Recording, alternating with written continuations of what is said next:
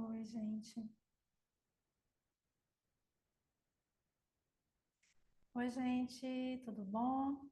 Hoje nós vamos dar continuidade ao nosso vídeo que nós estávamos falando sobre 10 passos para se desenvolver financeiramente, né?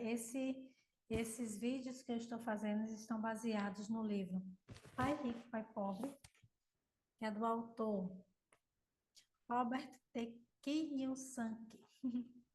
Não sei falar o nome dele. De qualquer forma, esse é o terceiro vídeo que eu faço, né? Meu nome é Luciana, eu sou do perfil Mulheres Maduras Também Investem, e eu estou tirando 10 lições desse livro, e a gente já falou as cinco principais, né, razões que você pode se desenvolver financeiramente. A primeira, vamos dar uma recapitulada aqui, a primeira, encontre uma razão maior do que a sua realidade. A segunda, escolha fazer isso todos os dias. A terceira, escolha bem as amizades que você tem. Quatro, o poder do aprendizado rápido, você buscar conhecimento. Cinco, o poder da autodisciplina. Eu quero fazer uma observação porque o autor do livro, ele se baseia nas próprias experiências que ele tem. E ele tem uma experiência com imóveis, né? Ele tem uma experiência com a questão de compra e venda de imóveis. E o sexto passo hoje que ele fala é sobre você parar de pechinchar. O título que ele usa é Pague Bem aos Seus Corretores, né? No livro, ele fala o seguinte, que ele escolhe muito bem os profissionais com quem ele está com ele na equipe, e ele faz questão de pagar muito bem essa turma. Por quê? Porque os bons profissionais e bem pagos são aquelas pessoas que vão dar retorno financeiramente também para você. Então, eu tirei desse tema, né, para você parar de pechinchar. Muitas vezes, quando a gente começa a contratar alguém ou algum tipo de profissional, a gente tende a desvalorizar o trabalho do profissional, pechinchando o tempo inteiro para que esse profissional desvalorize o próprio trabalho, para que esse profissional faça um trabalho de qualquer jeito. A gente não se percebe disso, mas é isso que acontece, né? Então, o ideal é que você faça uma pesquisa de mercado antes, é que você procure o preço de vários mercados para ver se aquele profissional com que você vai fazer, ele realmente ele está dando um valor, um preço justo pelo trabalho dele. E aí você vai ter condições de averiguar se realmente ele é um profissional de valor ou não.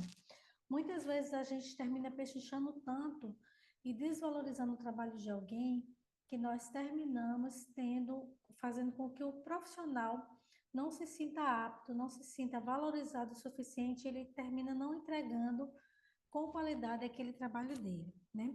Nós temos que entender que na hora que nós começamos a pensar apenas em pechinchar, em obter desconto, significa que você pode ter uma mente escassa. Você precisa valorizar a pessoa com que você está contratando. A gente vive na era da informação e informação não tem preço. Uma experiência que eu tive no final do ano passado, aqui no trabalho que eu sou administradora, é que nós tivemos um problema com a bomba, com o quadro de energia da bomba. E eu convidei um profissional para vir resolver o meu problema, né? Ele olhou e a única coisa que ele fez foi apertar todos os parafusos lá do quadro de comandos. E ele me cobrou R$ 560 na época, foi em dezembro, né? E eu achei caro, porque simplesmente o que ele fez foi apertar realmente os botões, os parafusos. Mas ao mesmo tempo que eu achei que foi caro, porque ele passou menos de 30 minutos ali para fazer isso, foi o valor da informação dele. Eu não sabia fazer, eu poderia ter chamado uma outra pessoa aqui que pudesse realmente não executar não encontrar o defeito do quadro de energia e eu poderia ter tido um prejuízo muito maior. Então, eu achei justo depois, né? Depois que eu paguei, eu pensei e achei justo Nunca mais o quadro deu problema e é isso. Quando você contrata um bom profissional, você está contratando alguém que vai resolver o seu problema, porque isso vai lhe poupar tempo e vai lhe poupar dor de cabeça e muitas vezes pode até lhe trazer dinheiro, né? O ponto 7 para você se desenvolver profissionalmente, né? Profissionalmente, não, para você se desenvolver financeiramente, o livro fala sobre ser um doador índio. Esse termo, eu acredito que seja um termo usado lá nos Estados Unidos, onde ele conta a história que quando os colonos brancos foram, eu vou só ler essa partezinha aqui para vocês. Seja um doador índio. Este é o poder de obter alguma coisa a troco de nada. Quando os primeiros colonizadores brancos chegaram aos Estados Unidos, eles ficaram espantados com a prática cultural de alguns índios americanos. Por exemplo, se um colono estava com frio, o índio lhe dava cobertor. Achando que fosse um presente, o colono frequentemente ficava ofendido quando o índio lhe pedia isso de volta. Esse tema aqui, seja um doador índio, significa que você precisa ser uma pessoa que precisa arriscar para obter algum lucro, para obter de volta o seu dinheiro, né?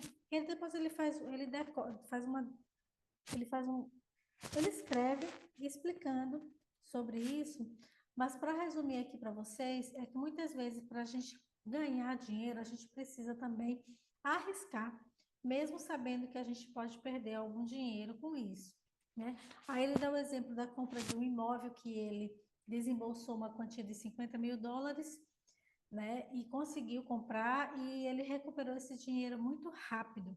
Algumas pessoas questionaram ele sobre esse valor, questionaram ele sobre essa questão dele desembolsar uma quantia tão grande para ele investir naquele imóvel, mas ele explica que logo em seguida, depois de alguns meses, ele estava com o ativo dele, que era um imóvel, e ainda em locação, obtendo toda a parte de lucro, né? A parte de aluguel. O oitavo ponto, o oitavo passo para se desenvolver financeiramente é você entender que ativos compram supérfluos. E aí, nessa parte, ele dá um exemplo que um amigo dele estava com um filho querendo comprar um carro. E esse amigo foi conversar com ele, perguntando o que ele deveria fazer.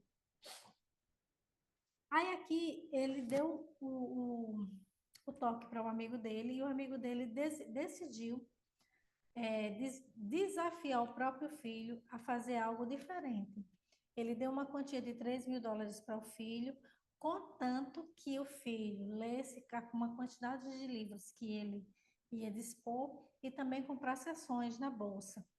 Fez com que o filho ganhasse alguns dividendos, mas também perdesse e ficasse interessado em buscar mais conhecimento e ele passou a perceber que aquele valor, aquele ativo que ele estava comprando, né, das ações, estava dando um retorno para ele.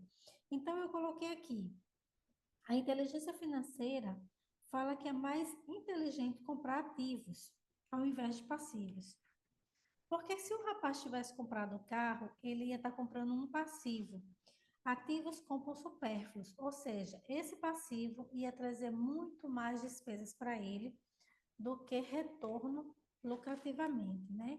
Então, nós precisamos entender que para você se desenvolver financeiramente, você tem que focar na compra de ativos e não apenas na compra de passivos, que é quando você quer comprar algo que vai lhe trazer retorno imediato, a curto prazo. Se você tiver uma visão a longo prazo, você vai estar investindo melhor o seu dinheiro. Então, basicamente é isso, esses 3 itens que eu trouxe, né, dando um total de 8 passos. E nós vamos, no próximo vídeo, nós vamos falar mais sobre os 2 últimos passos para encerrar essa minissérie desses vídeos, 10 passos para se desenvolver financeiramente, tá bom? Então, era isso, gente. Obrigada.